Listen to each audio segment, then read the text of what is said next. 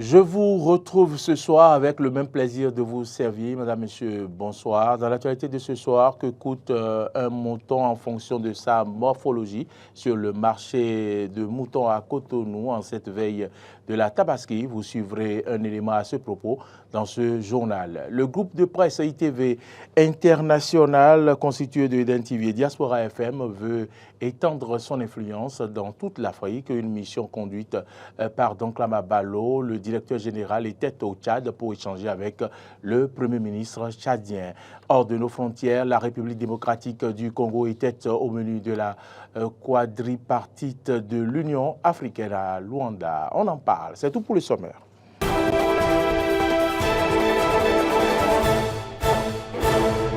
Merci à toutes et à tous pour l'attention et bienvenue dans ce journal. Demain, la communauté musulmane du Bénin va célébrer la fête de Tabaski, encore appelée fête des moutons. C'est à cette occasion que les musulmans qui en ont les moyens immolent un bélier.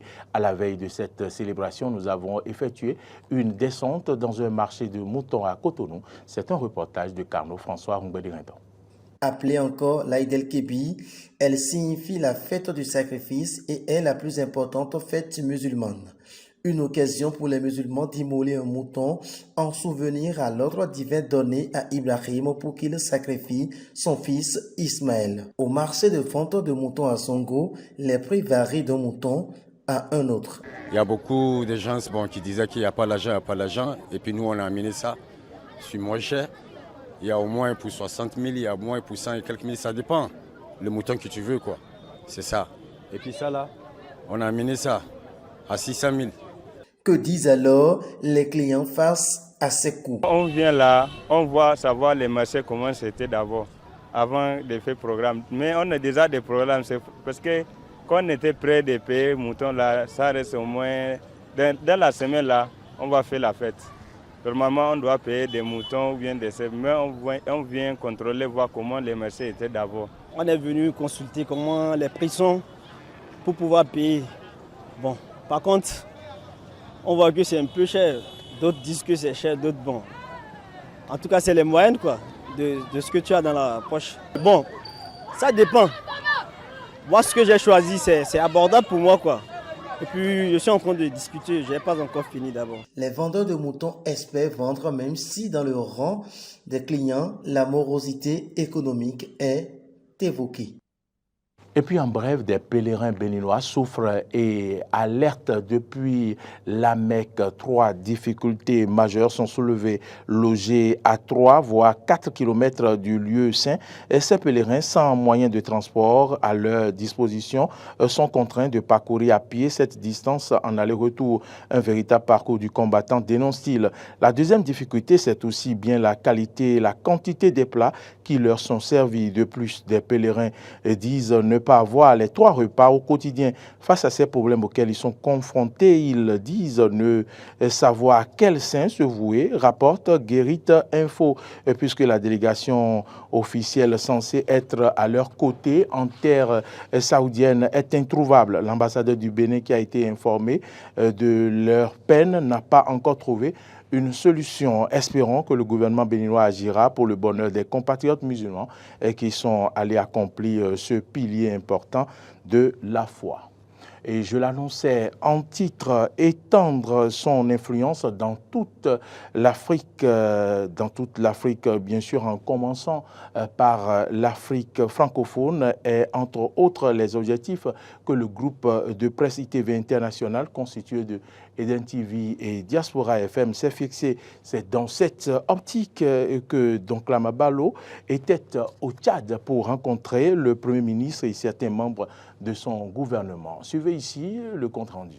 Le groupe de presse Eden TV Diaspora FM veut étendre son influence dans la zone africaine francophone. C'est dans ce cadre que lors d'une mission au Tchad, son directeur général a exposé au Premier ministre tchadien Saleh Kebzabo et à quelques membres de son gouvernement les atouts du groupe. L'objectif est d'obtenir des atouts de ce pays, un partenariat avec Eden TV et Diaspora FM. Nous existons dans toute l'Afrique francophone, c'est-à-dire que nous sommes sur un bouquet, qui est le bouquet Strong de Telsat, qui nous permet d'être visibles dans toute l'Afrique francophone. Et en même temps, nous avons développé une stratégie digitale qui nous amène à avoir des applications sur iOS et sur Play Store, téléchargeable sur les différents téléphones. Et à partir de là, nous avons la télévision sur les téléphones, la télévision et la radio. Donc partout dans le monde, nous sommes reçus en temps réel. Et nous avons également des podcasts que nous diffusons pour que ceux qui ne nous ont pas reçus en temps réel puissent quand même revenir sur la plupart des programmes que nous présentons. Nous pouvons entrer en partenariat avec le gouvernement tchadien afin que les actions menées ici au Tchad aient un rayonnement international.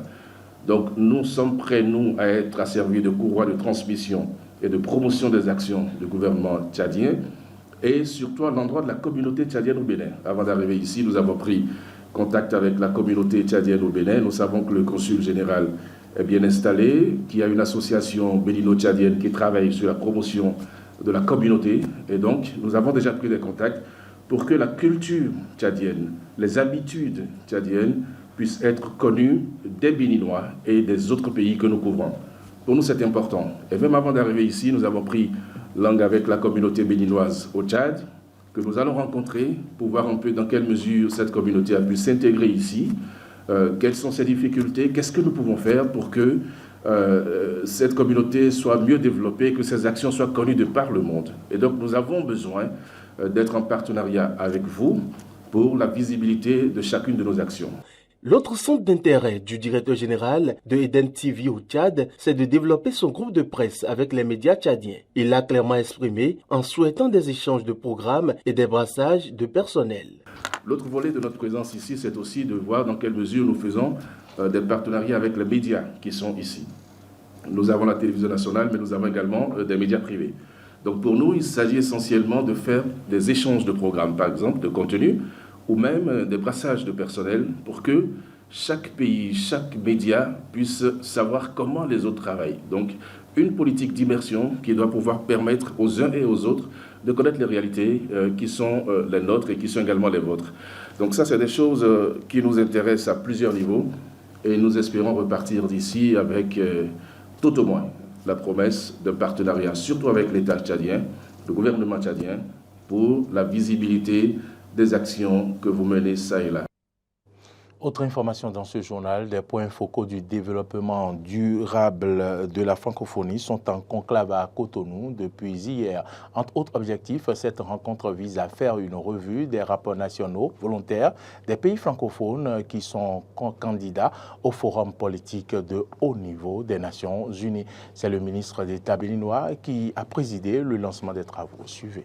Sous la supervision du ministre d'État chargé du développement et de la coordination de l'action gouvernementale, Abdoulaye Biochane, le Bénin accueille du 26 au 28 juin 2023 la 8e rencontre des points focaux du développement durable de la francophonie. Occasion pour dresser le bilan, les perspectives et surtout réitérer l'engagement du Bénin dans la mise en œuvre des objectifs du développement durable ODD. Après avoir témoigné sa gratitude à l'Organisation internationale de la francophonie et à l'Institut de la francophonie pour le développement durable pour le choix porté sur le Bénin pour recevoir la 8e rencontre, le ministre Abdoulaye Biochane a reconnu que c'est un honneur et une reconnaissance à l'engagement du Bénin en faveur de la francophonie et des ODD. Place désormais aux défis et enjeux qui restent grands et importants. Et pour y parvenir, à en croire le ministre d'État, le gouvernement de la République entend promouvoir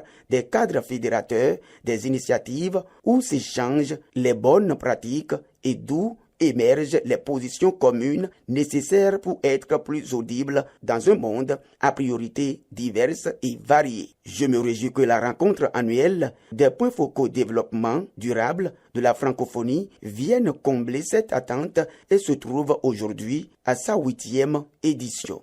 Je vais formuler le vœu de discussion productive dont les résultats apportent une contribution positive et significative à la consolidation des progrès enregistrés par nos différents pays et ouvrent de nouvelles perspectives vers des résultats encore plus grands et plus impactants, a dit le ministre Abdoulaye Biochane, qui a souhaité que la rencontre qui prend fin le mercredi 28 juin soit un cadre privilégié d'échanges fructueux entre les pairs sur les rapports nationaux volontaires des pays francophones candidats au prochain forum politique de haut niveau. N'oubliez pas que nous faisons partie des plus expérimentés en matière de participation et je peux vous promettre que nous serons très généreux dans le partage des leçons apprises, a-t-il conclu.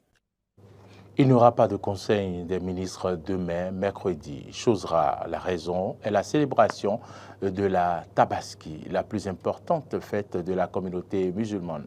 La journée du 28 juin est donc déclarée fériée, chômée et payée sur toute l'étendue du territoire national. Autre information dans ce journal, bientôt un échangeur au carrefour Vedoko. Le trafic au niveau du dit carrefour à Cotonou va devenir fluide avec la construction prochaine d'un passage supérieur. Le contrat pour la réalisation de l'ouvrage a été signé entre le Bénin et le Japon, partenaire financier du projet, et les travaux doivent incessamment démarrer. Suivez ici le commentaire de Frédéric Espoir-Oumambou. 18 milliards de francs CFA, c'est l'enveloppe que le Japon a mise à la disposition du Bénin pour la réalisation du passage supérieur de Vedoko à Cotonou. Le ministre des Affaires étrangères et l'ambassadeur du Japon près le Bénin ont paraphé les documents officialisant le don et les travaux doivent démarrer. Le vendredi 23 juin dernier, le ministre du Cadre de vie, des Transports et chargé du développement durable a, dans un communiqué, annoncé des perturbations au niveau du carrefour Vedoko pouvant aller jusqu'à la fermeture partielle ou totale du carrefour. En prélude au démarrage des 10 travaux, le communiqué précise qu'il sera procédé à partir de ce mois de juin à la libération des emprises du projet par le déplacement des réseaux d'électricité, d'eau et de télécommunications qui y sont situés. Pour mesure de sécurité, les usagers de la route sont appelés à observer la prudence, à suivre les indications des panneaux de signalisation du chantier et à respecter les couloirs de circulation provisoires qui sont définis afin de faciliter le bon déroulement des travaux d'intérêt public. La réalisation de cette infrastructure doit aider à réduire les embouteillages dans le trafic à Cotonou. Précisons que cet axe routier a été le théâtre de plusieurs accidents de circulation, parfois mortels, dus au mauvais état de la voie.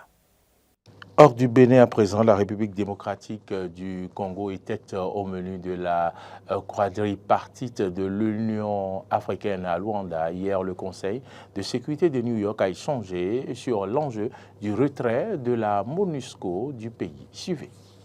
Aujourd'hui s'ouvre dans la capitale angolaise la quadripartite de l'Union africaine ou la conférence internationale de la région des Grands Lacs. La communauté de l'Afrique de l'Est, la communauté économique des États de l'Afrique centrale et la communauté de développement de l'Afrique centrale discuteront de la situation en RDC. Cette réunion a été proposée par Moussa Faki, président de la Commission de l'Union africaine. Alors que le secrétaire général de l'ONU doit rendre un rapport le mois prochain sur la reconfiguration de la MONUSCO, le Conseil est assez critique des progrès effectués par le gouvernement de la RDC et certains membres remettent en cause le retrait total de la force onusienne à la fin de l'année. Éviter avant tout qu'un retrait total de la MONUSCO crée un vide sécuritaire si elle devait quitter la RDC à la fin de l'année dans le contexte actuel. C'est la principale préoccupation des membres du Conseil de sécurité. Les efforts de Kinshasa ont été notés par les 3 pays africains du Conseil, Gabon, Ghana et Mozambique. De nombreux autres membres ont toutefois interpellé le gouvernement de la RDC. Ils voudraient avant tout une meilleure protection des civils et des enfants surtout, qui sont particulièrement touchés par les violences sexuelles. Ils lui ont demandé de mieux poursuivre en justice les membres des groupes armés auteurs de crimes et ont pris la première visite du procureur de la Cour pénale internationale en RDC il y a 3 semaines comme un signe positif. L'ambassadeur congolais a de son côté affirmé que c'était bien le M23 et les ADF qui étaient en train de saboter le processus de Luanda. Nous allons terminer par les États-Unis. L'ancien président des États-Unis, Donald Trump, a toujours des ennuis avec la justice. Il est accusé de détention des documents classés secrets dans des conditions peu sécurisées. Un enregistrement audio a fuité et fait polémique dans le pays. Suivez. Elle se déroule en 2021 dans la résidence d'été de Donald Trump à Bedminster, dans le New Jersey. On entend l'ancien président discuter avec des personnes non habilitées de plans d'attaque contre l'Iran fournis par le ministère de la Défense, et en particulier le chef d'état-major des armées, le général Mark Milley, qui est accusé de le pousser à intervenir militairement. Et on entend tourner les pages de ces plans, donc les montrer, tout en sachant qu'ils sont classifiés. Selon Donald Trump, il a dit qu'il voulait attaquer l'Iran. L'existence de cet enregistrement était connue, mais il n'avait pas encore été diffusé. Il contredit 2 éléments de la défense de Donald Trump. D'abord, qu'il n'a jamais été en possession de documents secrets et ensuite qu'il avait le pouvoir de les déclassifier par le simple fait qu'il les ait emportés avec lui. Ce document fait partie intégrante du dossier d'accusation du ministère de la Justice dans les inculpations les plus graves pesant sur Donald Trump jusqu'à présent. Madame, Messieurs, c'est ici que se referme ce journal. Merci à tous ceux qui nous ont suivis au Bénin, en Afrique francophone ou ailleurs aux États-Unis. Merci à vous. Je souhaite alors une belle fête de Tabaski à tous les musulmans du Bénin et du monde entier. Bonne suite de nos programmes et à demain.